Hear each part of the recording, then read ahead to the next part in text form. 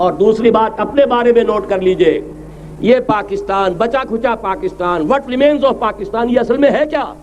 پاکستان نہیں ہے، 4 صدیوں کی تجدیدی مساعی کا حاصل ہے۔ اور نوٹ کیجئے، کوئی بات ہے 1000 برس تک سارے مجدد عالم عرب میں پیدا ہوئے، جیسے ہی دوسرا 1000 سال شروع ہوا، الف ثانی کا مجدد اعظم شیخ احمد سرہندی کہاں تھا؟ صنم خانہ ہند میں۔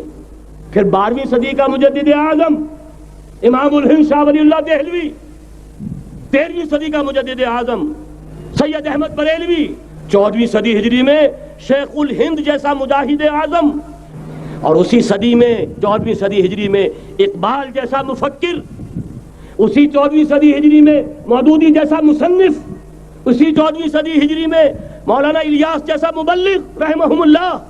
یہ سارے کام یہاں کیوں ہوئے؟ پورا عالم اسلام آزاد ہوا، کہیں نعرہ اسلام کا نہیں لگا، کہیں عرب قومیت پر، کہیں کسی اور عصبیت پر تحریکیں چلی ہیں، صرف تحریک پاکستان تھی کہ پاکستان کا مطلب کیا؟ لا الہ الا اللہ۔ کوئی سبب ہے کہ یہاں قرارداد مقاصد پاس ہوئی، حاکمیت اللہ کی ہے، کہ اکبر نام لیتا ہے خدا کا اس زمانے میں۔